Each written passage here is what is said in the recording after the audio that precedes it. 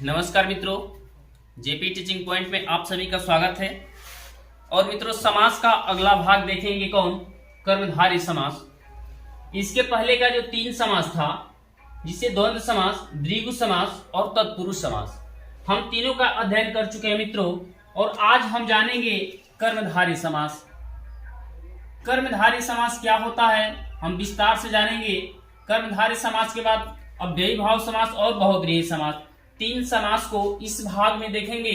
और बता दें मित्रों, डिफिनीशन इसका सबसे पहले कि जिस समास में पूर्व पद विशेषण हो, क्या हो? विशेषण। जिस समास में पूर्व पद विशेषण हो और उत्तर पद विशेष्य हो, वह कर्मधारय समास कहलाता है। एग्जाम्पल से समझेंगे इसको मित्रों। जैसे कि समासिक पद है और यहाँ पे विग्रह है। यहाँ बताए कि पूर्व पद विशेषण हो। विशेषण यानी कि क्या? एडजेक्टिव। एडजेक्टिव क्या होता है? एडजेक्टिव क्या होता है? विशेषण जो किसी नाउन या प्रोनाउन की विशेषता को बताता है। क्या बताता है एडजेक्टिव? जो विशेषण जो किसी नाउन या प्रोनाउन की विशेषता को बताता है, उसके बारे में कुछ कहता है, वह विशेषण होता है।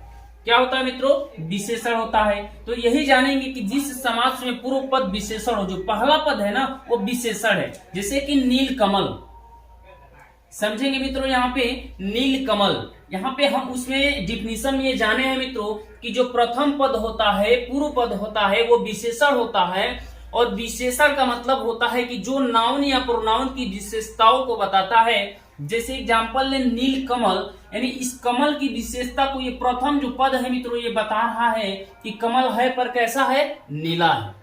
कमल कैसा है? नीला है। दूसरे एग्जाम्पल में देखेंगे पीतांबर। पीतांबर का अर्थ हो जाता है मित्रों कि वस्त्र पीला है। मतलब कि जो वस्त्र है उसकी क्वालिटी बता रहा है। वस्त्र क्या हो गया? यहाँ पे नाउन हो गया। तो इसकी विशेषता को बता रहा है प्रथम पद, यानी कि वस्त्र जो पीला है। घन श्याम, जो श्याम है ये घन श्याम है, यानी कि बादल के समान काला। किसके समान? बादल के समान। कि कैसा है? काला है। विशेषता को प्रकट कर रहा है। कमल नयन, कमल नयन, जो नयन है मित्रों वो कमल के समान है। यानी कि जो प्रथम पद कमल है, ये किसकी तुलना कर रहा है? नयन की तुलना कर रहा है। यानी कि जो कमल है हमारा कमल के समान नयन है। अगला देखेंगे कि महात्मा। महात्मा यानी कि महान है जो आत्मा। इस आत्मा की विशेषता के बारे में बता रहा है मित्रों कि आत्मा कैसी है हमारी? आत्मा मतलब कि है पर महान है आत्मा। इस प्रकार से मित्रों देखेंगे कि कर्मधारय समास समाप्त हुआ।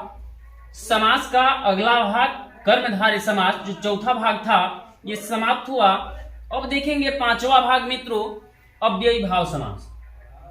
सरल भाषा में समझने का प्रयास करेंगे। यदि सरल भाषा में समझने का प्रयास करें तो मित्रों मैं बता दूं कि जो अव्ययी भाव समास होता है, इसको पहचान करने का एक सिंपल ट्रिक है। बस ये जानेंगे कि जिस भी शब्द के पहले उपसर्ग लगा हो, क्या लगा हो? उपसर्ग लगा हो। उपसर्ग का मतलब आप लोग जानते हैं कि उपसर्ग ऐसा शब्द होता है, ऐसा वर्ड होता है जो किसी शब्द के पहले लग करके उसके अर्थ में परिवर्तन ला देता है। वह क्या कहलाता है? उपसर्ग। तो इस अव्ययी भाव समास में मित्रों जितने भी वर्ड मिलेंगे आपको, उसमें उपसर्ग लगा होगा। तो ऐसे भी पहचान लेंगे। अव्ययी भाव समास को पहचानने का ट्रिक है कि जिस भी वर्ड के पहले उपसर्ग वर्ण का प्रयोग किया गया हो, उपसर्ग लगा हो, वो अव्ययी भाव समास होता है। एग्जाम्पल में देखेंगे कि जिस समास में पूर्व पद अव्यय हो, क्या हो मित्रों? जो पूर्व पद हो अव्यय हो, उसे अव्ययी भाव समास करते हैं। यह वाक्य में क्रिया विशेषण का कार्य करता है। किसका? क्रिया विशेषण का कार्य करता है। याद रखेंगे मित्रों, सिंपल भाषा में हम लोग पढ़े, द्वंद्व समास को पढ़े। दोनों खंड प्रधान होता है, बीच में योजक चिन्ह लगा होता है। द्वंद्व समास हो गया। उसके बाद से द्विगु समास का अध्ययन किए थे। द्विगु समास में मित्रों यह पढ़े थे हम लोग कि जो प्रथम पद पूर्व पद होता है वो संख्यावाचक होता है। संख्यावाचक होता है और केवल ऐसे वर्ड को छोड़ दिए थे जो देवताओं की तरफ इशारा करे। उसको छोड़ दिए थे कि जो देवताओं की तरफ इशारा करे वो बहुब्रीहि समास में चला जाएगा। तीसरा पढ़े थे मित्रों तत्पुरुष समास, जिसमें कारक चिन्ह का लोप रहता है तत्पुरुष समास और कर्मधारय समास। तो कर्मधारय समास को पहचानने का सबसे सिंपल ट्रिक है कि जो प्रथम पद होता है मित्रों, जो पूर्व पद होता है वो विशेषण होता है, और विशेषण का मतलब यह होता है कि जो नाउन या प्रोनाउन की विशेषताओं को प्रकट करे बताता है, वह आपका कहलाता है क्या, विशेषण कहलाता है। तो हम लोग कर्मधारय समास में भी देखे नील कमल, कमल की विशेषता बता रहे कि कमल है पर कैसा है, नीला है। तो ये है प्रथम पद, यानी कि जिस भी शब्द में प्रथम पद पूर्व पद विशेषण हो वो आपका कर्मधारय समास हो जाएगा। ठीक उसी प्रकार अव्ययी भाव समास, और अव्ययी भाव समास को सबसे सिंपल भाषा में याद रखेंगे मित्रों, कभी नहीं भूलेंगे, याद रखेंगे कि जिन भी शब्द में उपसर्ग पहले लगा हो वो आपका अव्ययी भाव समास होता है। उदाहरण में देखेंगे जैसे कि यथाशक्ति, क्या देखें मित्रों, यथाशक्ति यानी कि शक्ति के अनुसार। इसमें यथा जो शक्ति है मित्रों, इसमें उपसर्ग लगा है, क्या लगा है, यथा, और यथा लगा है तो शक्ति के अनुसार। इसमें देखेंगे मित्रों आमरण में ये मरण, मूल शब्द मरण है लेकिन इसमें उपसर्ग आ का प्रयोग किया गया है, और आ का प्रयोग करने से ये आमरण का मतलब हो गया कि मृत्यु तक। इस प्रकार से मैं समझता हूं मित्रों, आशा करता हूं कि आप लोग अव्ययी भाव समास को जितने भी समास अब तक पढ़े हैं आप लोग को समझ में आ गया होगा। अब अगला भाग देखेंगे, एक आजीवन देखें मित्रों। आजीवन, जीवन जो है मूल शब्द है मित्रों, क्या है, मूल शब्द है, और इसमें आ उपसर्ग यदि हम इसमें ऐड किए हैं, जोड़ दिए हैं, तो इसका मतलब हो गया जीवन भर। तो एक ट्रिक बस याद रखेंगे, अव्ययी भाव समास में उपसर्ग लगा होता है, उपसर्ग जिस भी शब्द में लगा हो वो तुरंत कहेंगे कौन सा समास है, अव्ययी भाव समास है। अब आपको अंतिम समास पढ़ाएंगे मित्रों, बहुव्रीहि समास। बहुव्रीहि समास, हाँ मित्रों, जैसा कि अभी हम लोगों ने अध्ययन किया 5वें नंबर पे किसको, अव्ययी भाव समास को।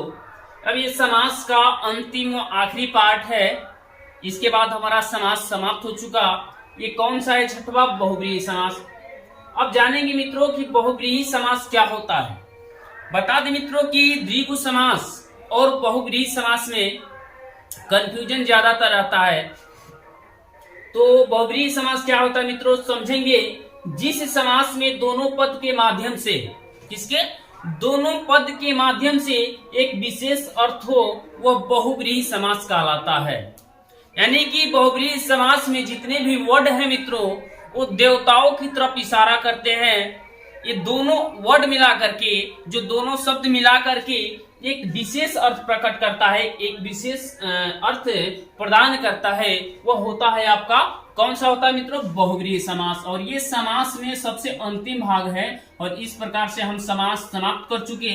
ये पार्ट 2 वीडियो का पढ़ रहे हैं आप लोग। वो समास होता है मित्रों, देखेंगे कि जैसे कि नीलकंठ, नीलकंठ, नीला है कंठ, अर्थात कौन है, भगवान शिव। नीलकंठ है मित्रों, नीला है कंठ, उसको क्या कह सकते हैं, नीला और कंठ। नीला है कंठ अर्थात किसको कहा गया है, नीलकंठ, तो भगवान शिव को कहा गया है। अभी मैंने बताया मित्रों कि ऐसे शब्द जो देवताओं की तरफ इशारा करते हो, वो इसमें भले ही एक संख्यावाचक हो लेकिन फिर भी देवताओं की तरफ यदि इशारा करते हो तो वो आपका बहुव्रीहि समास में जाएगा। जैसे कि नीलकंठ, नीला है कंठ, यानी कि कौन है, भगवान शिव। चक्रधर, दूसरा देखेंगे एग्जाम्पल मित्रों, चक्रधर, चक्र को धारण करने वाला, यानी कि कौन, भगवान विष्णु।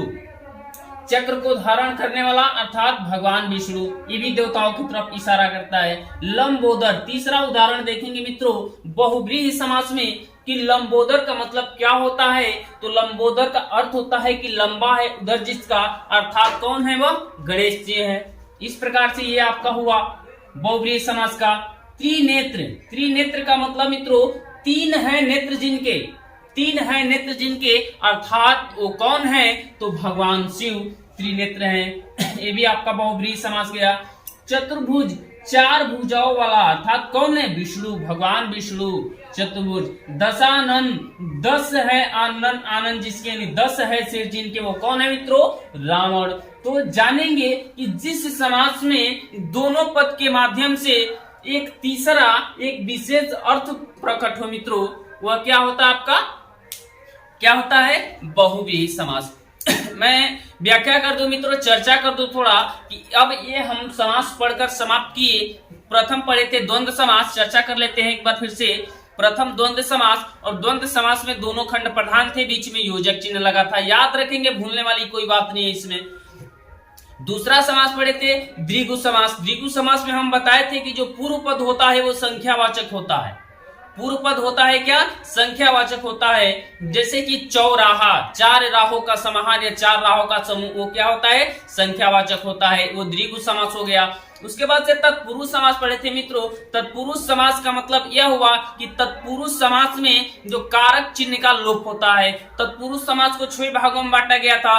कर्म तत्पुरुष समास, कर्ता ने कर्ता को छोड़कर कर्ता ने कर्म को करण से संप्रदान के लिए अपादान से, उसके बाद से संबंध का की अधिकरण में पेपर।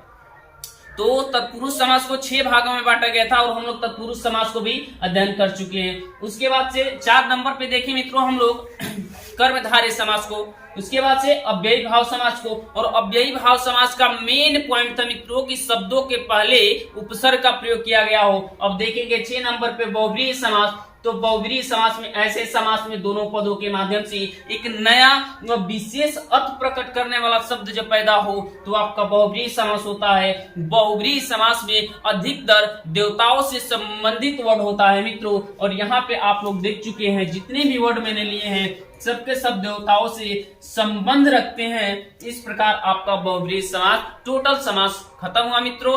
मैं चाहूंगा कि आप लोग वीडियो को लाइक शेयर सब्सक्राइब करना ना भूले मित्रों। आपके एक सब्सक्राइब से ही हम लोग की सभी परिश्रम और मेहनत का इसमें फल छुपा है। तो मैं चाहूंगा कि चैनल पे बने रहिए, सब्सक्राइब कीजिए और देखते रहिए और कमेंट करते रहिए कि जो भी सब्जेक्ट पढ़ना हो आपको, हिंदी का जो भी टॉपिक पढ़ना हो आप लोग कमेंट करिए, हम कमेंट के माध्यम से आप लोग को प्रस्तुत करेंगे।